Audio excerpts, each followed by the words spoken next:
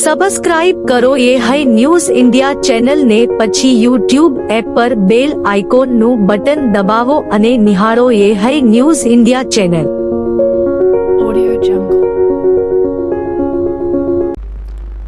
બનાસકાંઠા જિલ્લાના પાલનપુરમાં 2 સપ્તાહ પહેલા લવ જેહાદનો મામલો સામે આવતા ચકચાર મચી જવા પામી હતી. પાલનપુર ભાગલ જગાણા ગામના જાવેદ ઉસ્માન મરેડિયાન નામના આરોપીની પોલીસે ધરપકડ કરી હતી. ભાગળ ગામના શખ્સે પાલનપુરની દીકરીને ફસાવી હતી અને દીકરીને ફસાવી ધર્મ પરિવર્તન કરવા માટે દબાણ કર્યું હતું અને બુરખો અને માળા પહેરાવી ધર્મ પરિવર્તન માટે દબાણ કર્યું હતું. દીકરીના પરિવારે પોલીસનો સંપર્ક કરતા પોલીસે આ દીકરીને આરોપીઓની ચુંગલમાંથી છોડાવી હતી. સમગ્ર ઘટના જોઈએ તો 22 વર્ષ ઉંમરની એક દીકરી તારીખ 16/6/2025ના રોજ ગુમ થયા અંગેની હકીકત દીકરીના માતા દ્વારા પાલનપુર પૂર્વ પોલીસ સ્ટેશન ખાતે જાણ કરવામાં આવી હતી. પોલીસ દ્વારા તાત્કાલિક એક શકમંદ મોબાઈલ નંબરની શોધખોળ કરી ટેકનિકલ સર્વેલન્સના આધારે તપાસ કરતા ભાગળ જગાણા ખાતે રહેતા જાવેદ ઉસ્માનભાઈ પટેલ મુમનનો હોવાનું જણાઈ આવતા પોલીસ દ્વારા તાત્કાલિક ધોરણે તેની શોધખોળ કરી ઝડપી લઈ પોલીસ મથકે પૂછપરછ કરવામાં આવી હતી. પ્રથમ જાવેદ ઉસ્માન પટેલા દીકરીને તેની પાસે હોવા બાબતે આનાકાની કરેલી અને પોલીસને ગોળ ગોળ ફેરવતો હતો. જોકે પોલીસે કડક પૂછપરછ દરમિયાન તેણે દીકરીને ઉનાવા ખાતે ઘરમાં પૂરી રાખેલ હોવાનું કહેતા પોલીસ તાત્કાલિક ઉનાવા ખાતે જઈ દરગાહની બાજુમાં આવેલી એક નાની લોક મારેલી ઓરડીમાં દીકરીને પૂરી રાખેલી હતી. તેને પોલીસ દ્વારા છોડાવીને લઈ આવવામાં આવી હતી. પોલીસ સ્ટેશનમાં દીકરીએ જણાવ્યું હતું કે તે ફરીને ધાબળા વેચતી હોય આ દરમિયાન જાવેદના સંપર્કમાં આવેલી અને જાવેદ દ્વારા લગ્નની લાલચ આપીને તેની સાથે અલગ અલગ હોટલોમાં અવારનવાર દુષ્કર્મ કરવામાં આવ્યું હતું. તેણીની સાથે બળજબરીથી ધર્મ પરિવર્તન કરાવવાનો પ્રયત્ન કરવામાં આવ્યો હતો. જાવેદ દ્વારા તેને બુરખો પહેરાવવામાં આવેલો અને એક માળાથી તસ્બી પઢવાની જબરજસ્તી કરવામાં આવેલી અને તેણીનો ખોટો વિડીયો બનાવી લીધેલો હતો. દીકરી દ્વારા આપેલી ફરિયાદ લઈ પોલીસે આરોપી તેમજ મદદગારી કરનાર આરોપીની પત્ની અને તેની દીકરી તેમ 3 જણાની તાત્કાલિક ધરપકડ કરી રિમાન્ડ મેળવવામાં આવ્યા હતા. તપાસ દરમિયાન આરોપી અગાઉ પણ લેન્ડ ગ્રેબિંગના ગુનામાં પકડાઈ ચૂકેલો હોવાનું માલુમ પડ્યું હતું. દીકરી કે જે 22 વર્ષની દીકરી હતી એ થોડા દિવસો પહેલાં ગાયબ થઈ ગઈ હતી, જેના વિશે ખ્યાલ પડતા પોલીસ દ્વારા ઊંડાણપૂર્વક તેની શોધખોળ કરવામાં આવે છે અને ત્યારબાદ પોલીસને જાણ થાય છે કે જાવેદભાઈ ઉસ્માનભાઈ મુમન કે જે 47 વર્ષના છે તેમના દ્વારા દીકરીને ગાયબ કરી દેવામાં આવી હતી અને તેને ઉનાવા ખાતે એક ઘરમાં પૂરીને રાખવામાં આવેલી હતી. પોલીસને આ વસ્તુની જાણકારી થતાં જ પોલીસ દ્વારા તુરંત ત્યાં જવામાં આવે છે અને દીકરીને છોડાવવામાં આવે છે. ત્યારે દીકરી દ્વારા જણાવવામાં આવે છે કે તેના ઉપર બળજબરીથી તેને ધર્મ પરિવર્તન માટે પણ દબાણ કરવામાં આવેલું હતું અને બળજબરીપૂર્વક એક વિડીયો પણ બનાવવામાં એનો આવેલો હતો કે જેમાં એ ધર્મને અંગીકાર કરે છે. આ વસ્તુની જાણ થતાં જ પોલીસ દ્વારા જે છે આ મહિલાને છોડાવવામાં આવે છે અને ત્યારબાદ તેના પરિવાર ખાતે તેને આપી દેવામાં આવે છે અને ત્યારબાદ પોલીસ દ્વારા જે છે કાયદેસરની કાર્યવાહી પણ કરવામાં આવે છે. આ આખી પ્રોસેસની અંદર અમારા જે લોકલ પીઆઈ અને ડીવાયએસપી દ્વારા ખૂબ મહેનત કરી અને દીકરીની શોધખોળ કરવામાં આવી છે. Thank you. અત્યાર સુધીમાં અમે લોકો જે છે મુખ્ય આરોપી છે તેની અટકાયત કરેલી છે અને ત્યારબાદ તેની મદદગારીમાં જે હતા તે લોકોની પણ અટકાયત કરવામાં આવેલી છે. હાલમાં અમે એમનું રિમાન્ડ લીધા છે અને એ પ્રોસેસ ચાલુ છે કે એમના દ્વારા આવી કોઈ બીજી પ્રવૃત્તિ થઈ શકે નહીં.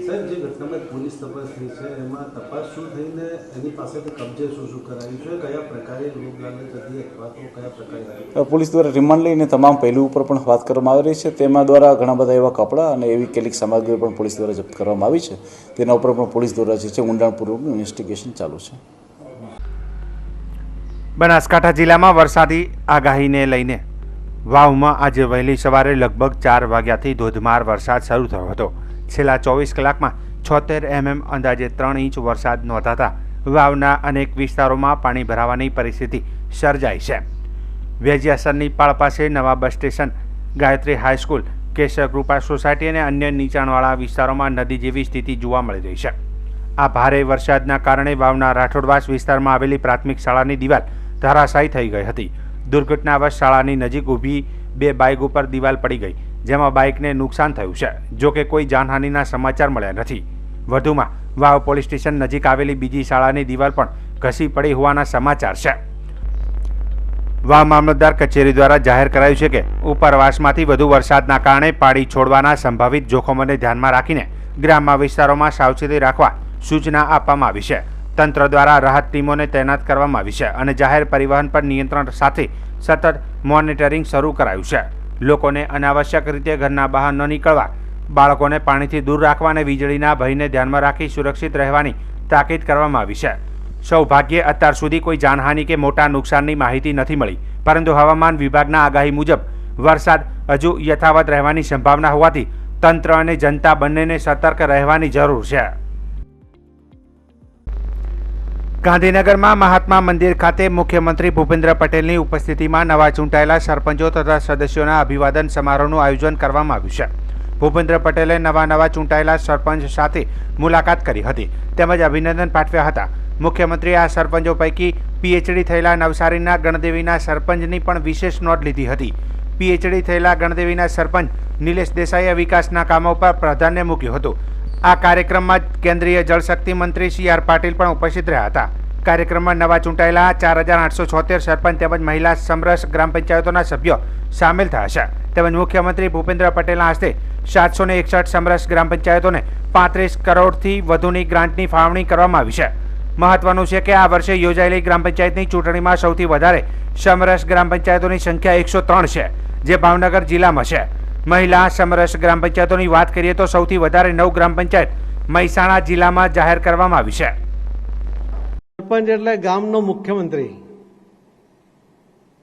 એટલે ગામની તમામ જવાબદારી, જે મુખ્યમંત્રીને આખા રાજ્યની તમામ જવાબદારી હોય, પાણી હોય, રોડ હોય, લાઇટ હોય, ગટર હોય, લો એન્ડ ઓર્ડર હોય, તમારી પાસે લો એન્ડ ઓર્ડર સિવાય બાકીની તમામ જવાબદારીઓ એ તમારી પાસે છે. મિત્રો, જ્યારે આ જવાબદારી તમને ગામ લોકોએ આપી હોય ત્યારે આ દેશના લોકશાહીને મજબૂત કરવા માટે, દેશને વિકસિત કરવા માટે, સર્વાંગી વિકાસ શું હોઈ શકે એ જે મોદી સાહેબે ગુજરાતને, દેશને અને દુનિયાને બતાવ્યું છે, એ હવે વધુ મજબૂત કરવાની જવાબદારી માનનીય પ્રધાનમંત્રી મોદી સાહેબે તમારા બધા પર વિશ્વાસ કરીને તમને આપી છે. ગ્રામ પંચાયતોની હમણાં થયેલી ચૂંટણીમાં વિજય મેળવીને સરપંચો અને ગ્રામ પંચાયતના સભ્યોએ લોકોનો વિશ્વાસ અને ભરોસો મેળવ્યો છે. તમે સૌ ગ્રામ વિકાસના પિલ્લર છો અને ગામના દરેક નિર્માણમાં, વિકાસના કામમાં તમારી ભૂમિકા મહત્વની રહેવાની છે. ગામમાં પંચાયતના સભ્યથી લઈ સરપંચ તરીકે ગ્રામજનોની સર્વાનુમતે પસંદગી થયેલા લોકો જ વહીવટ સંભાળે તેવી સમરસ ગ્રામ પંચાયતો તેમના આ વિચારથી બની છે. આજે આપણા માટે પણ ગૌરવની વાત છે કે આ વખતની ગ્રામ પંચાયતની ચૂંટણીમાં રેકોર્ડ બ્રેક 761 ગ્રામ પંચાયતો સમરસ થઈ છે. સર્વસંમતિથી ઉભો રહ્યો એટલે 83% જેટલા વોટ મને મળ્યા છે. જીતના વોટ 2900 વોટ મળ્યા મને 3300 માંથી. અને મારા ગામને શ્રેષ્ઠ ગામ બનાવવાનો મહત્તમ પ્રયત્ન કરીશ. મારા ગામના દરેક માણસને જન હિતકારી માટે, સુખાકારી માટે અને કલ્યાણ માટે કરીશ. એ માટે હું પ્રતિબદ્ધ છું, કટિબદ્ધ છું અને વચનબદ્ધ છું. યુવાનો ખાસ કરી અને સરપંચ તરીકે ચૂંટાયેલા છે અને મારા દરેક યુવાનોને ખાસ કરીને એક જ વિનંતી છે કે અત્યારે આપણું જે ગામનું છે એ જીપીટીપીનું જે પ્લાનિંગ છે એ વ્યવસ્થિત રીતે પ્રાથમિક લોકોના ઘર સુધી જઈ, લોકોના ફળિયા સુધી જઈ અને આપણે પ્લાનિંગ સાથે જો કામ લઈ અને નીકળશું તો આવનારા સમયની અંદર 100% ગામનો આપણે સંપૂર્ણ વિકાસ કરી શકશું. અને બીજી વાત એ કરી ભ્રષ્ટાચારની, એ ભ્રષ્ટાચાર અમુક સમયે થતો હોય છે તો એ અત્યારે મુખ્યમંત્રી સાહેબે આપણને ચેતવ્યા છે કે દરેક ચૂંટાયેલા સભ્યો છે એ તમે ગામના વિકાસને ધ્યાનમાં રાખી અને ચાલજો, આવા ભ્રષ્ટાચારની અંદર કોઈ ફસાતા નહીં. ગામ ઉપર બહુ જ ગર્વ થાય કે મને એ લાયક બનાવી છે કે સરપંચ કે હું એના બધા સારા કામ કરીને જે મેં વાદા કર્યા છે એ બધું પૂરા કરીશ. હવામાન વિભાગે 3 દિવસ બાદ ભારે વરસાદની આગાહી કરી છે. હવામાન વિભાગના વૈજ્ઞાનિક રામાશ્રય યાદવના જણાવ્યા મુજબ આજથી 3 દિવસ ભારેથી અતિ ભારે વરસાદની આગાહી કરવામાં આવી છે. 3 દિવસ બાદ રાજ્યમાં ભારે વરસાદની આગાહી છે. દરિયાખેડૂને દરિયો ન ખેડવા સૂચના આપવામાં આવી છે. એક સાથે 3 સિસ્ટમ સક્રિય થતાં આજે ભારેથી અતિ ભારે વરસાદની આગાહી છે. આજે બનાસકાંઠા, સાબરકાંઠા, કચ્છ, દ્વારકા, પોરબંદર, નવસારી, વલસાડ, ડાંગ, સુરતમાં ઓરેન્જ એલર્ટ સાથે ભારેથી અતિ ભારે વરસાદની આગાહી કરવામાં આવી છે. જ્યારે મોરબી, સુરેન્દ્રનગર, રાજકોટ, ગીર સોમનાથ, ભાવનગરમાં આજે ભારે વરસાદની આગાહી સાથે યેલો એલર્ટ આપવામાં આવ્યું છે. આવતીકાલે એટલે કે 5 જુલાઈના રોજ રાજ્યમાં સાબરકાંઠા અને અરવલ્લી જિલ્લામાં ભારેથી અતિભારે વરસાદને લઈને ઓરેન્જ એલર્ટ, જ્યારે બનાસકાંઠા, મહેસાણા, મહીસાગર, પંચમહાલ, દાહોદ, અમરેલી, ભાવનગર, સુરત, તાપી, નવસારી, ડાંગ, વલસાડ, દમણ અને દાદરાનગર હવેલીમાં ભારે વરસાદને લઈને યેલો એલર્ટ આપવામાં આવ્યું છે. અમદાવાદ અને આસપાસના વિસ્તારોમાં આજે હળવાથી મધ્યમ વરસાદની આગાહી પણ કરવામાં આવી હતી. सर क्या रहेगा आगे का फोरकास्ट? आने वाले 7 दिनों के लिए जो गुजरात स्टेट के लिए फोरकास्ट उसमें हम देवन की बात करेंगे तो देवन के लिए आज जहाँ पर गुजरात रीजन और सौराष्ट्र कच्छ के लिए heavy to very heavy rainfall की वार्निंग है और जो डिस्ट्रिक्ट है जहाँ पर वेरी हैवी रेनफॉल की वार्निंग है वो डिस्ट्रिक्ट है गुजरात रीजन के बनासकांठा, साबरकांठा, सूरत, नवसारी, वलसाड़, दमन, दादरा नगर हवेली। और जहाँ पर हैवी रेनफॉल की वार्निंग है गुजरात रीजन के वो डिस्ट्रिक्ट है पाटन, महसाना, अरावली, महिसागर, तापी और डांग डिस्ट्रिक्ट शामिल है। और सौराष्ट्र और कच्छ की बात करेंगे जहाँ पर वेरी हैवी रेनफॉल की वार्निंग है वो डिस्ट्रिक्ट है कच्छ, द्वारका, जामनगर और पोरबंदर। और जहाँ पर हैवी रेनफॉल की वार्निंग है वो डिस्ट्रिक्ट है मोरबी, सुरेंद्रनगर, राजकोट, गिर सोमनाथ, अमरेली, भावनगर डिस्ट्रिक्ट में हैवी रेनफॉल की वार्निंग है। और गुजरात रीजन की हम बात करेंगे तो डे 2 से लेकर डे 2, डे 3 और डे 4 के लिए heavy to very heavy rainfall की वार्निंग है। और डे 5, डे 6 और डे 7 के लिए हैवी रेनफॉल की वार्निंग है। और सौराष्ट्र के रीजन की बात करेंगे तो डे 2 से लेकर डे 7 तक हैवी रेनफॉल की वार्निंग है। और थंडरस्टॉर्म की बात करेंगे तो आने वाले 5 दिनों के लिए इंटायर गुजरात स्टेट के सारे डिस्ट्रिक्ट कवर हैं जिसमें थंडरस्टॉर्म की वार्निंग है।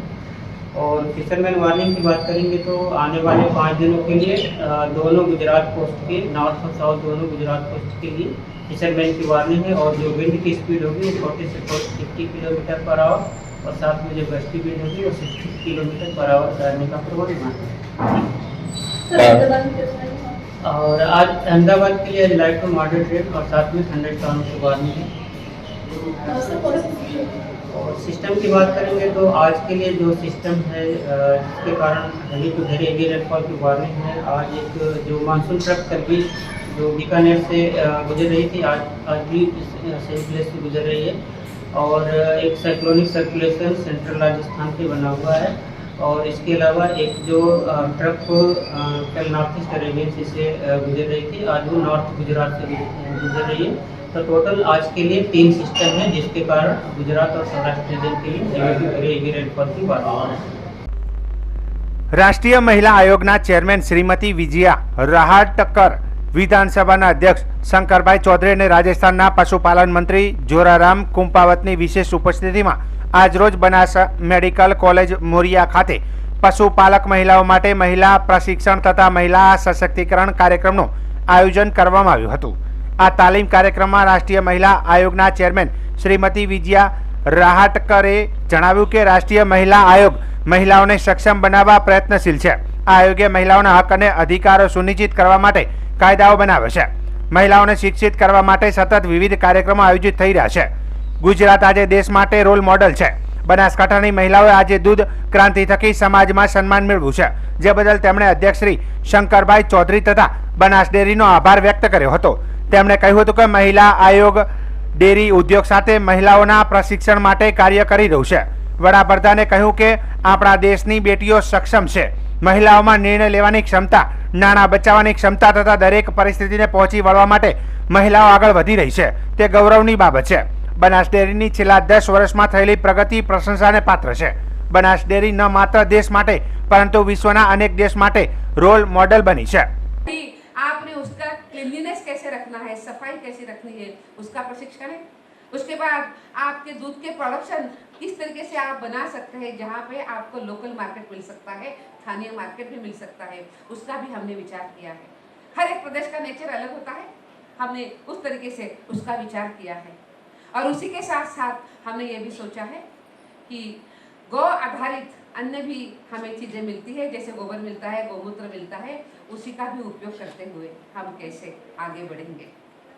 राजस्थान एक ऐसा प्रदेश है कि जैसे मैंने पहले कहा कि गाय मैया को बहुत बहुत मानते हैं और स्वाभाविक रूप में उसके आधारित जो उत्पादन है उसको भी बहुत सम्मान मिलता है।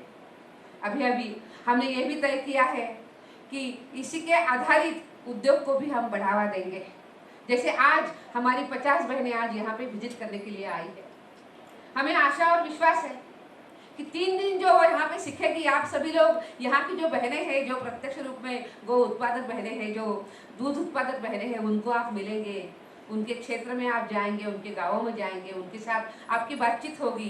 तभी आप और वो दोनों मिलके एक दूसरे के साथ संवाद करेंगे कि आप कैसे काम करते हैं, हम कैसे करते हैं, चारा आपके यहाँ कैसे आता है, हमारे यहाँ तो उतना ग्रीन नहीं, हमारे यहाँ तो थोड़ा सा ड्राई है, तो किस तरीके से पशु आगे बढ़ता है। इस तरीके से अनेक अनेक बातों पर आपने उन 50 बहनों ने उन सभी बहनों के साथ बात करनी है। उनके अनुभव को आपने समझ कर लेना है, आपके अनुभव भी आपने उनको बताना है। तभी तो हम अनुभव के साथ समृद्ध होंगे। आप ये सब कुछ सीखने के लिए आई है। આ કાર્યક્રમમાં વિધાનસભાના અધ્યક્ષ શંકરભાઈ ચૌધરીએ જણાવ્યું હતું કે ડેરી ઉદ્યોગમાં ગુજરાત સાથે રાજસ્થાન પણ આગળ વધી રહ્યું છે। દૂધ ઉત્પાદક મહિલાઓના પરિશ્રમ સાથે આજે દૂધ ક્રાંતિ થઈ છે। તેમણે કહ્યું કે મહિલા આયોગ મહિલાઓના સશક્તિકરણ માટે કાર્ય કરે છે। આ તાલીમ થકી બનાસકાંઠાની મહિલા પશુપાલક ચોક્કસથી પ્રગતિ અપનાવશે। મહિલાઓ સક્ષમ થવાથી પરિવાર પણ પ્રગતિ કરે છે। મહિલાઓના સશક્તિકરણ થકી સામાજિક અને આર્થિક પરિવર્તન થઈ શકે છે। તેમણે કહ્યું કે મહિલા આયોગ ભારતીય સંવિધાનની સંસ્થા અને આ સંસ્થા દ્વારા મહિલાઓના હક, નવા કાયદાઓ, મહિલાઓના અધિકાર વગેરે બાબતે શ્રેષ્ઠ કાર્ય થઈ રહ્યું છે। બનાસકાંઠા જિલ્લામાં શિક્ષણનું સ્તર સતત વધી રહ્યું છે અને આનો શ્રેય મહિલાઓને જાય છે। બનાસકાંઠાની અનેક વિદ્યાર્થીનીઓ આજ સરકારી સેવાઓમાં જોડાઈ છે। દરેક પરિવારે પોતાના ઘરની મહિલાઓને આત્મવિશ્વાસ સાથે સ્કિલ ડેવલપ કરવા માટે પ્રેરણા આપવી જોઈએ। ज्ञान और माहिती की, इंफॉर्मेशन और नॉलेज की, और ज्ञान और माहिती में महिला और पुरुष से भी आगे बढ़ सकते हैं। तो ये सभी महिलाओं की है। पहले लड़ाई में वहां पर जाए महिला तो बोलते थे वो लड़ाई में गई। अभी यहाँ पर बैठकर भारत के कई कोने पर बैठकर यहाँ से कंप्यूटर में मिसाइल लॉन्च करके ऑपरेशन सिंदूर के तहत एक महिला टारगेट निश्चित करके पाकिस्तान में कहाँ पर कौन से बिल्डिंग में, कौन से रूम में, कौन सा टेररिस्ट वहाँ पर बैठा है, वो जीपीएस के तहत उनके मोबाइल को ट्रेसिंग करके यहाँ से मिसाइल डालती है और वहाँ पर जाकर उनका भुक्का बोलाने का काम हमारी महिलाएं कर सकती है। ये कोई छोटी बात नहीं है। लड़ाई के मैदान में भी हम महिलाएं जा सकती है। यहाँ से राफेल प्लेन उड़ाकर जहाँ पर त्रासवादी टेररिस्ट के अड्डे हैं वहाँ पर जाकर बॉम्ब डालकर वापिस सलामती पूर्वक हिंदुस्तान में आती है। ये भारत की महिलाएं कर सकती है। तो ये आपको आत्मविश्वास से डेवलप करने की जरूरत है और कुछ नहीं है। हम हर एक क्षेत्र में, हम अवकाश में भी हम जा सकती है महिलाएं। तो और काम तो देखो ना, एजुकेशन में टीचर तो ज़्यादातर महिला ही है हमारी। पशुपालन के काम करने का काम हमारी महिला ही है। घर का रसोई इतनी बड़ी फैक्ट्रियाँ लगाए तो भी खाना पूरा ना हो सके। ये हर एक घर में ये फैक्ट्री, छोटी छोटी फैक्ट्रियाँ हम बहनें ही चला रही है और पूरे परिवार का हेल्थ का ध्यान रखने का काम हम महिलाएं कर रही है। डॉक्टर में देखिए, नर्सिंग में देखिए, हमारी मनोबली है महिलाओं की। बस हमें थोड़ा कॉन्फिडेंस डेवलप करना है।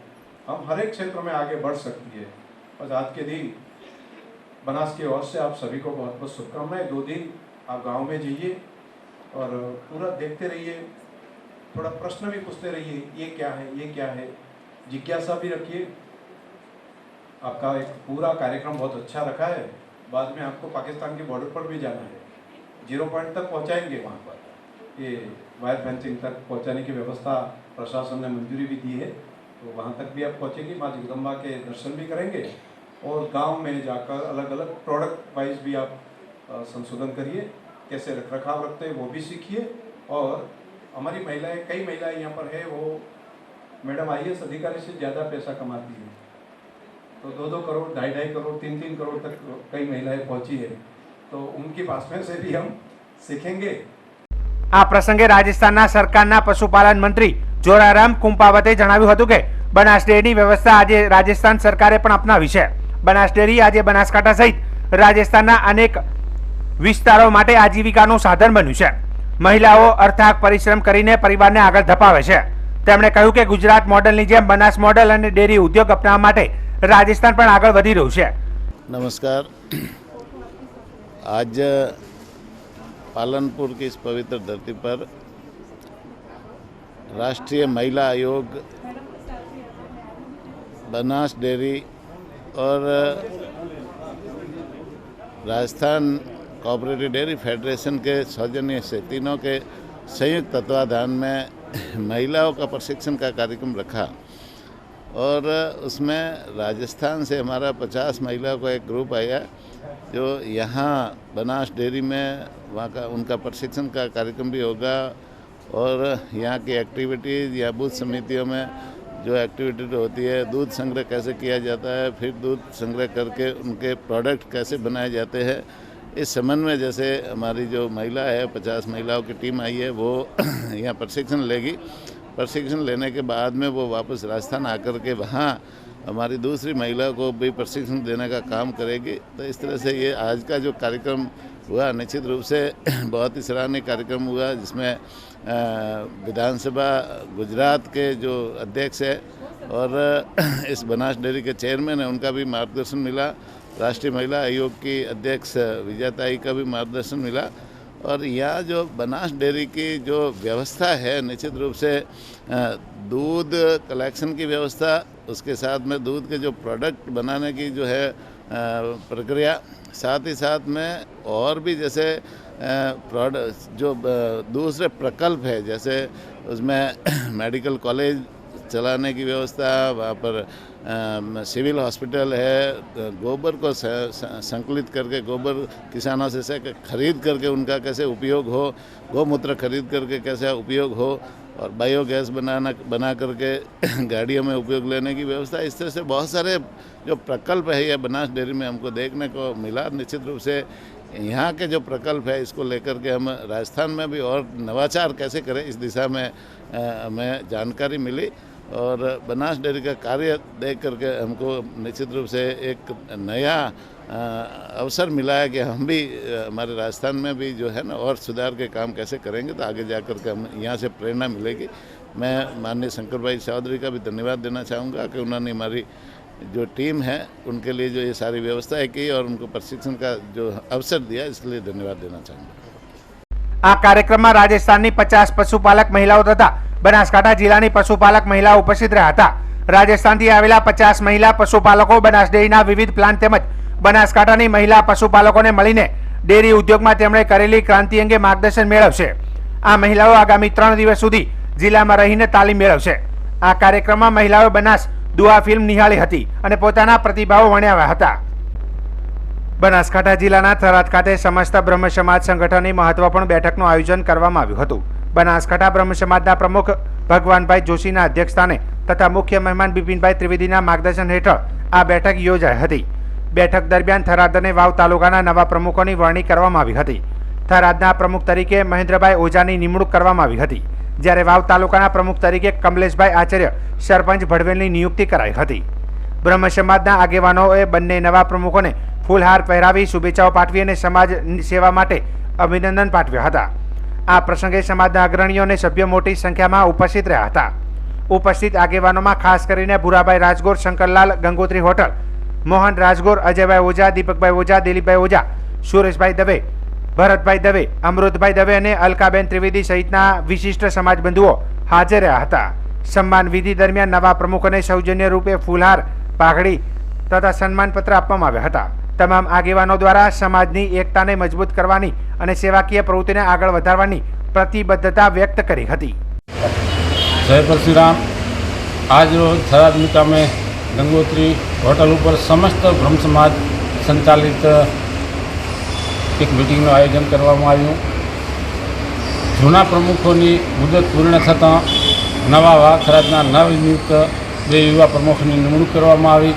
એમાં વાવ તાલુકાના આચાર્ય કમલેશભાઈ ભલાભાઈ, નવા ચૂંટાયેલા સરપંચ ભડવેલ અને થરાદ તાલુકામાં મહેન્દ્રભાઈ ઓઝા, જેમનું પત્રકારિતામાં જબરજસ્ત એવું નામ છે, નિષ્ઠાવાન તરીકે પત્રકાર તરીકે એમનું નામ છે, એવા મહેન્દ્રભાઈ ઓઝા બંનેની પ્રમુખ તરીકે નિમણૂક કરવામાં આવી। સમસ્ત બ્રહ્મ સમાજના એ બંને ભાઈઓ યુવાનો છે અને સમસ્ત બ્રહ્મ સમાજનું આરોગ્ય શિક્ષણલક્ષી સારું કામ કરશે એવી સમસ્ત બ્રહ્મ સમાજના બનાસકાંઠાના પ્રમુખ તરીકે મને વિશ્વાસ છે। બનાસકાંઠા જિલ્લાના થરાદ પંથકમાં ભારે વરસાદને કારણે જનજીવન અસ્તવ્યસ્ત થઈ ગયું છે। શહેરના નીચાણવાળા વિસ્તારો અને હાઈવે પર પાણી ભરાઈ જતા લોકોને મુશ્કેલીનો સામનો કરવો પડી રહ્યો છે। હાઈવે પર પાણી ભરાવાની સમસ્યા એટલી ગંભીર બની કે હાઈવે ઓથોરિટીને ડિવાઈડર તોડીને પાણીનો નિકાલ કરવાની ફરજ પડી। થરાદ વાવ હાઈવે પર પાણી ભરાયેલું રહેતા વાહન ચાલકોએ પાણીમાંથી પસાર થવું પડે છે. શહેરની ગ્રીન પાર્ક, ધરણીધર, પ્રગતિનગર અને અંબિકા સોસાયટી સહિતની અનેક સોસાયટીઓમાં પાણી ભરાઈ ગયા છે. બસ સ્ટેશન વિસ્તાર અને ગોવાળિયા વાસમાં પણ પાણી ભરાયા છે. સર્વોદય, વિનાયક અને સોમનાથ સોસાયટીમાં પણ જળબંબાકારની સ્થિતિ છે. થરાદ સાચોર હાઈવે પર બુઢનપુર નજીક ભારતમાળા હાઈવેના નાળા પર પાણી ભરાઈ જવાથી વાહન ચાલકોને મુશ્કેલી પડી રહી છે. પાણી નિકાલની અપૂરતી વ્યવસ્થાને કારણે લોકોને ઘરની બહાર નીકળવામાં પણ તકલીફ પડી રહી છે. સ્થાનિક તંત્ર દ્વારા પાણીના નિકાલની કામગીરી શરૂ કરવામાં આવે તેવી લોક માંગ ઉઠી છે. બનાસકાંઠા જિલ્લાના દિયોદર ભાભર હાઈવે પર રાજ્ય સરકાર દ્વારા આશરે 36 કરોડના ખર્ચે નિર્મિત 993 મીટર લાંબો અને 11 મીટર પહોળો રેલવે ઓવરબ્રિજ 1.5 વર્ષમાં તૂટફૂટના કગાર પર પહોંચી ગયો છે. મોસમના વરસાદથી ઓવરબ્રિજ પર ઠેર ઠેર મોટા ખાડાઓ પડી જતા વાહન ચાલકોને ભારે મુશ્કેલીનો સામનો કરવો પડી રહ્યો છે. તેમજ લોકોમાં આક્રોશ વ્યાપી ગયો છે. સ્થાનિકોએ આંગળી મૂકીને આક્ષેપ કર્યા છે કે આ બ્રિજનું કામ હલકી ગુણવત્તાનું હતું. ઠેકેદારે સસ્તું સામાન ઉપયોગ કરી કરોડોના કામમાં ભ્રષ્ટાચાર કર્યો છે. રાજ્ય સરકારના નિરીક્ષણ છતાં કામનો આ હાલ થયો છે. 1.5 વર્ષમાં ઓવરબ્રિજ ધોવાઈ જવાનો આરોપ સંભળાતો થયા બાદ તંત્રએ ખાડા પૂરવાનું કામ જોરશોરથી શરૂ કર્યું હતું. જો કે 5 જ દિવસમાં ફરી ખાડાઓ ઊભા થતા સિમેન્ટ કાંકરીટ દૂર થતા કામની પોલ ખુલ્લી પડી હતી. અંધારીયો ઓવરબ્રિજ અકસ્માતની ભીતિ. વાહન ચાલકોનું કહેવું છે કે બ્રિજ પર લાઇટિંગ ન હોવાથી અંધારીયો છવાય છે. સાંજ પછી આ રસ્તે પસાર થવું જોખમભર્યું બની જાય છે. જો કોઈ મોટો અકસ્માત સર્જાય તો જવાબદાર કોણ લેશે, એમ લોકોએ સવાલ કર્યો છે. જવાબદાર તંત્ર સામે લોકોએ માંગ ઉઠાવી છે. સ્થાનિક લોકોએ તંત્રને માંગ કરી છે કે તાત્કાલિક ઓવરબ્રિજનું સંપૂર્ણ સ્થળ નિરીક્ષણ થાય, ગુણવત્તાહીન કામ માટે જવાબદાર કોન્ટ્રાક્ટર સામે કાયદેસરની કાર્યવાહી થાય, લાઇટિંગ સહિત તમામ જરૂરી સુવિધાઓ તાત્કાલિક પૂરી કરવામાં આવે, ભ્રષ્ટાચાર અંગે ઉચ્ચ સ્તરે તપાસ શરૂ થાય. કેટલાક લોકોએ આક્ષેપ કર્યો કે સ્થાનિક નેતાઓ કેમ ચૂપ છે? કરોડો રૂપિયાના પ્રોજેક્ટમાં ભ્રષ્ટાચાર થયો હોય તો તેને ખુલ્લો પાડવો જોઈએ. આ સવાલો અને આક્ષેપો વચ્ચે તંત્ર તરફથી હજુ સુધી કોઈ અધિકૃત સ્પષ્ટતા આપવામાં આવી નથી. લોકોની માંગ છે કે ઉપરોક્ત વિષયમાં જવાબદારી નિર્ધારિત કરી કડક પગલાં લેવા જોઈએ. ખેડૂતોને થાય ને જે વાળા સાધન વાળા છે આટલું લોડિંગ કરેલું હોય એમ નુકસાન થાય. ગાડીના ખાડામાં ટાયર પડે કરે, નાના વાહનો છે, બાઇક છે, એક્ટિવા છે, લપસી જાય, ખાડા પડ્યા છે. 1.5 વર્ષ શો છે બનાયા ને હા, અને ખાડા પડવા માંડ્યા. કોણ આવે? વજેકર તાલુકો લાખણી ખૂબ મુશ્કેલી પડે છે. કોણ ખૂબ મુશ્કેલી. 1.5 વર્ષ શો છે એક પુલ બનાયા. लालजी ठाकुर वजेकर। क्या बताइए ब्रिज जो है ये ब्रिज 36 करोड़ के खर्चे में बनाया है, लेकिन अभी ये टूट गया है, बीच में से रोड टूट गई है। छोटा मोटा अकस्मात हो सकता है तो इसकी जवाबदारी सरकार श्री लेगा, कौन लेगा? और छोटे साधन गिर जाते हैं, बाइक वाले फट जाते हैं, चलने में दिक्कत हो रही है। हम ये कहेंगे सरकार से जल्द से जल्द इसको रिपेयरिंग या कंप्लीट किया जाए। ગજેન્દ્રપુરી. આ તો રોજનું તકલીફ છે, રોજની લડે લઈને આ વારંવાર આની તકલીફ પડે. શું કરવાનું? ગાડી અહીંથી જાય, અચાનક કોઈ નાના મોટો પ્રોબ્લેમ થયો ગાડીમાં તો સીધી નીચે જાય. સેફટી પ્રોબ્લેમ છે, એનું સોલ્યુશન કઈ આવતું નથી. છોટા મોટા કેવું છે કે નેતાઓની ગાડી એકવાર હાડે, બીજી વાર ચાલતી નથી.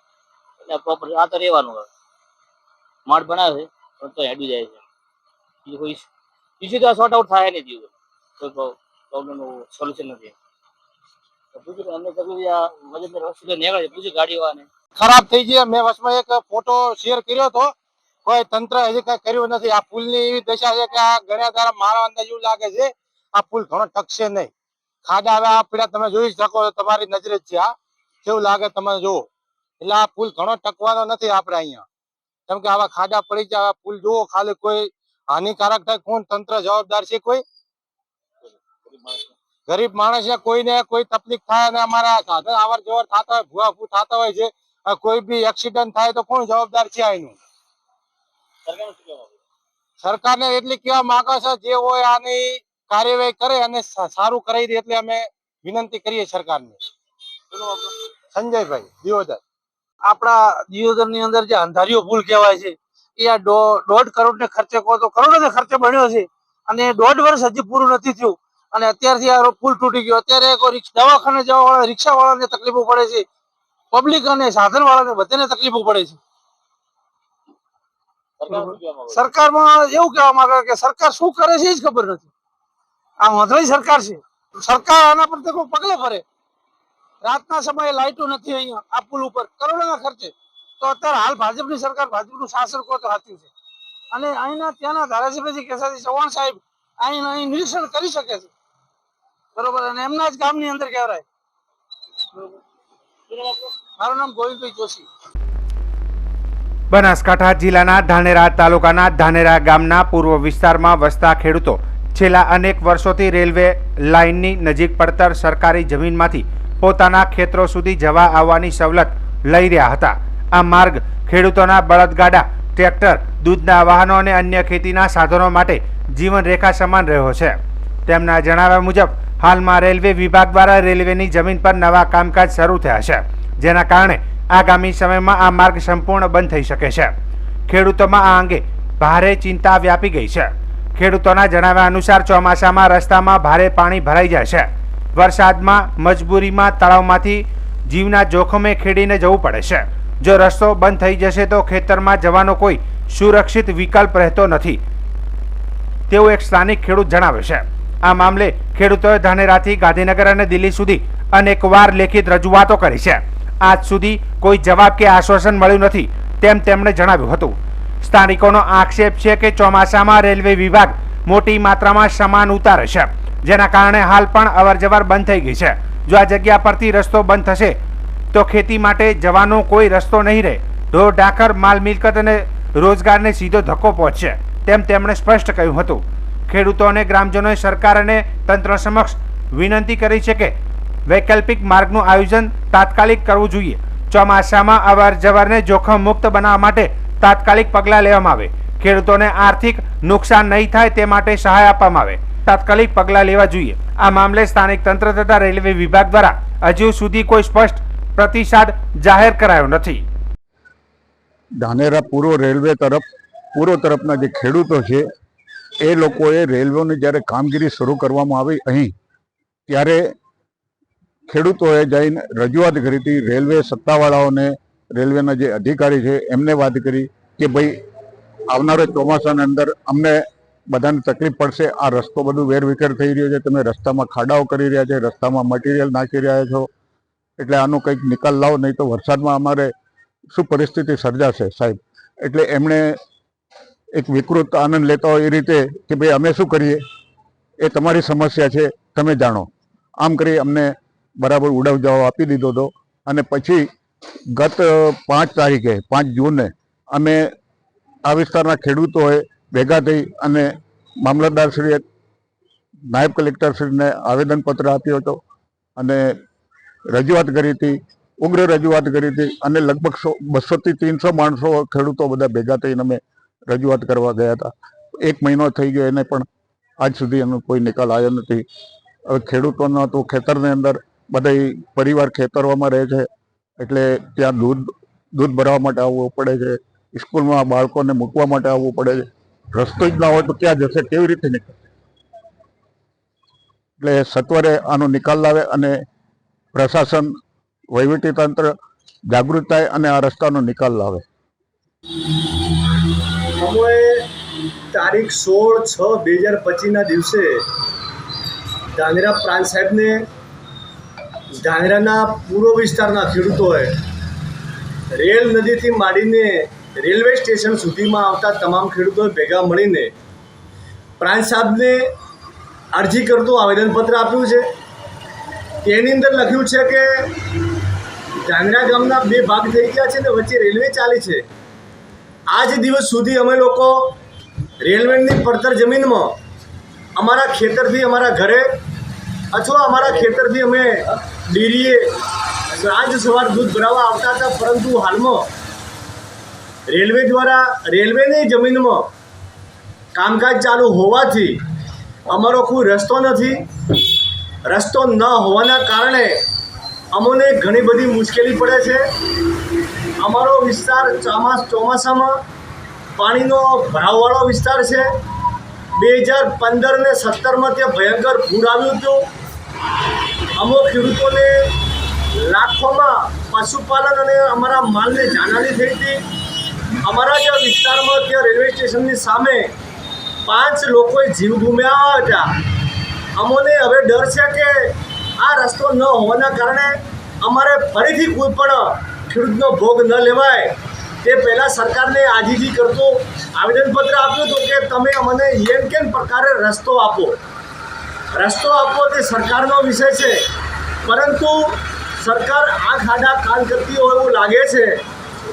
આજે સવારે જ ધાંધ્રા પોલીસ સ્ટેશન ઉપરથી મારા ઉપર ફોન આવ્યો હતો અને કીધું હતું કે તમે જે આવેદનપત્ર આપ્યું છે તેના જવાબ રૂપે ધાંધ્રા પોલીસને ઉપરથી બધાએ રિપોર્ટ કર્યો છે અને તમારે જવાબ આપવાનો છે.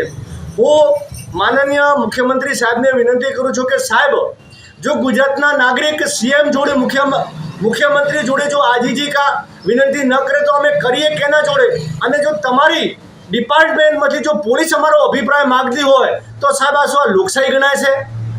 ફરીથી હું વિનંતી કરું છું કે ગુજરાત સરકાર અમને ગમે રીતે કરી અને અમને રસ્તો આપે. રસ્તો ન મળે તો અમારે સાહેબ અમારા ઘરેથી અમારે ગામમાં કઈ રીતે આવું, સવાર સાંજ દૂધ કઈ રીતે ભરાવવું અને અમારા બાળકોને નિશાળે કઈ રીતે મૂકવા. અમોએ આવેદનપત્રની અંદર લખ્યું છે, હાથાજોડી કરી છે. અને સાહેબ અમે આટલા બધા નવરા નથી કે અમારે આંદોલન કરવું પડે, પણ ના છૂટકે અમે અમારા જીવ ગુમાવવા તો જીવ ગુમાવવા કરતાં તો અમારે ના છૂટકે આંદોલન કરવું પડે. માટે સાહેબ મારી વિનંતી છે કે તમારા જે અભિપ્રાયો છે એ પોલીસમાં ન મૂકો અને લાગતા વળગતા માર્ગ અને મકાન વિભાગ અથવા તો મહેસૂલ વિભાગમાં મોકલી ધાનેરા પ્રાંત જોડે એનો અભિપ્રાય મોકલો અને સાચી તપાસ કરાવો કે ખેડૂતોની સમસ્યા સાચી છે કે ખોટી છે. ધાનેરા મામલતદાર કચેરીમાંથી આવેદનપત્ર આપ્યું એના બીજા દિવસે નાયબ મામલતદાર મતલબ કે આપણે એક અધિકારી આવ્યા હતા પ્રજાપતિ સાહેબ કરી અને એ પણ એવું કહેતા હતા કે તમે તમારો જવાબ આપી દો, તમારે કોઈ રસ્તો અને જરૂર મને નથી લાગતી. તો હું તો સાહેબ એમ કહું છું કે આવા અધિકારી જે ખેડૂતોને પરેશાન કરવા માગે છે એમની સામે પણ એક્શન લો. અને હું મીડિયાના માધ્યમથી કહું છું કે આજે ધાનેરા પ્રાંત કચેરીમાંથી ત્યાં અધિકારી મૂકો કે ખબર પડે કે ખેડૂતોને કેટલી સમસ્યા છે. ગઈકાલે પણ ધાનેરા રેલ નદી આવવાથી ખેડૂતોની સમસ્યામાં વધારો થયો છે. તો હું તો મુખ્યમંત્રી સાહેબ આ વિડીયોના માધ્યમથી એક ખેડૂત વતી આપને વિનંતી કરું છું કે અમારા ખેડૂતોની દર ગુજર સાંભળો અને વહેલામાં વહેલી તકે અમારી સમસ્યા દૂર કરો એવી આશા સાથે